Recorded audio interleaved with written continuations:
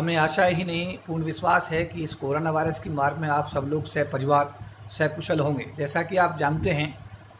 गौतम बुद्ध का जन्मदिन है और बैसाख की जो पूर्णिमा के दिन गौतम बुद्ध पैदा हुए थे और इसी पूर्णिमा जो बैसाख की है 35 साल बाद उनको ज्ञान प्राप्त हुआ था और इसी पूर्णिमा के दिन बैसाख के दिन उन्होंने अपना जीवन जो है उनका परित्याग हुआ था। तो देखिए, ये भी एक बहुत बड़ी बात है कि जो गौतम बुद्ध हैं, जिनका बनाया हुआ धर्म पूरे विश्व में आज सब लोगों ने स्वीकार किया है। पूरा विश्व आज बौद्ध में है। अगर हम इंडिया और उसके आसपास के देशों की बात करें तो श्रीलंका जैसे लोग, चीन जैसे लोग, थाईलैंड जैसे लोग पूरी तरह बौद्ध में हो गए हैं और हमारे देश में भी बुद्धिस्ट लोग हैं, बट उनकी संख्या काफ़ी कम है। हालांकि बाबा साहब अम्बेडकर ने अपने अंतिम समय में ये कहकर कि मैं हिंदू रहकर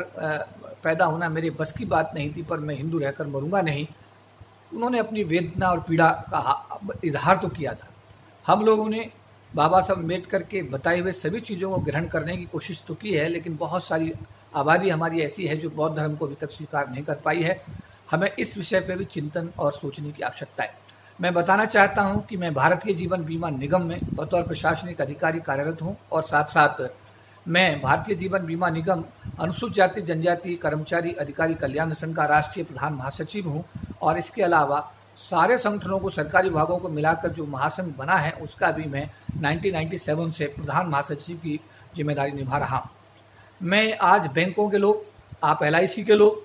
जो भी सरकार के क्षेत्र में लोग हैं, वो लोग सब विभागों में आ रहे हैं, काम कर रहे हैं, इस दुर्गम समय में भी अपने जीवन को जोखिम में डाल रहे हैं। देश के विकास के लिए उनका जो समर्पण है वो पूरे देश के सामने है और आज ये भी सिद्ध हुआ है कि अगर इस दुर्गम समय में अगर कोई काम आया है तो सरकारी कर्मचारी अधिकारी ही काम आए हैं। प्राइवेट क्षेत्र की भूमिका मुझे लगता है कि देश से अब छिपी हुई नहीं है। तो मैं यही निवेदन करूंगा कि आप अपने साथी जो आपके लिए समर्पित भाव से पूरे देश में अपनी जान जोखिम में डालकर काम कर रहे हैं, उनमें अनुसूचित जाति, जनजाति, बहुजन समाज, माइनॉरिटी, गरीब समाज के लोग भी शामिल हैं। तो आपका उन सबके प्रति जो भी लोग सेवा दे रहे हैं, चाहे वो किसी भी जाति वर्ग विशेष का है, सबके लिए आपका सम्मान होना चाहिए, अपनापन होना चाहिए। और इस समय में भारत सरकार द्वारा जो गाइडलाइंस दी गई हैं उनमें आप कोताही ना बरतें। कल देखने में आया कि कई शहरों में शराब की दुकानें खुली, बड़ा दुख हुआ देख करके कि लोग एक के ऊपर एक चढ़े हुए थे, सोशल डिस्टेंसिंग खत्म हो गई, पुलिस भी वहाँ मुझे ऐसा नज़र आई उनको अलग अलग करने में। तो ये बीमारी और बढ़ जाएगी, इससे पूरा देश जो हमारा है वो संकट में आ जाएगा। तो मेरा निवेदन आपसे ये है कि आप इन सभी मापदंडों का जीवन में पालन करें। भगवान बुद्ध का कल जन्म दिवस समारोह है, जन्म दिवस मनाया जा रहा है पूरे विश्व के अंदर। आप लोग भी अपने तरीके से अपने श्रद्धा सुमन गौतम बुद्ध जी को अपना अर्पित करें और बौद्ध धर्म को अपने जीवन में उतारने के लिए, उनके आदर्शों को उतारने के लिए आप सब लोग संकल्प लें।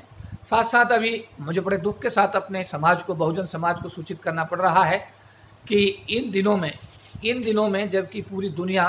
कोरोना की महामारी से पीड़ित है, हमारा जो उच्चतम न्यायालय सुप्रीम कोर्ट है वो एक के बाद एक अनुसूचित जाति जनजाति समाज के आरक्षण के खिलाफ जो आदेश हैं उनको देने में बहुत ही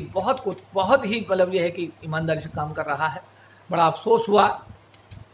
हुआ कि 7 फरवरी को एक डिसीजन आया जिसमें सुप्रीम कोर्ट ने SC/ST के पदोन्नति में आरक्षण को समाप्त करने की बात कही। इसके बाद 17 अप्रैल को एक और डिसीजन आया जिसमें सीनियरिटी समाप्त करने की बात कही और 22 अप्रैल को एक डिसीजन आया कि SC/ST के अंदर क्रीमी लेयर कंसेप्ट को लागू करने की बात कही। मुझे समझ में नहीं आता कि जब पूरा देश और पूरी दुनिया महामारी से पीड़ित है, हर आदमी अपनी जान बचाने की सोच रहा है, ऐसे समय में भी सुप्रीम कोर्ट अगर SC/ST समाज के खिलाफ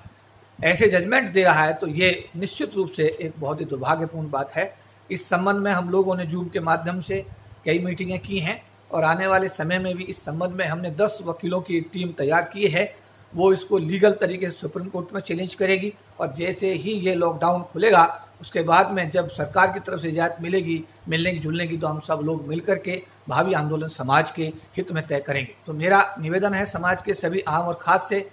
मेरा सभी इन दिनों में एक चीज़ और अब देखने में आई है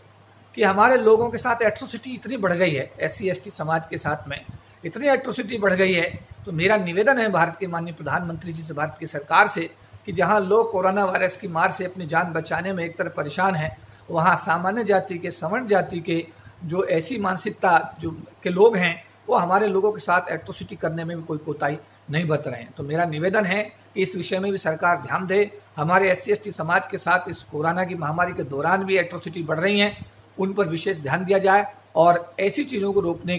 की सरकार को कोशिश करनी चाहिए। भविष्य में ऐसी पुनरावृत्ति नहीं होनी चाहिए, ये सरकार को निश्चित रूप से सुनिश्चित करना चाहिए। एक बार पुनः मैं अपने सभी सरकारी अधिकारी कर्मचारी जो अपनी जान जोखिम में डाल करके कोरोना की इस महामारी के दौरान भी अपने कार्यालयों में आकर के अपने नेशन को, अपने राष्ट्र को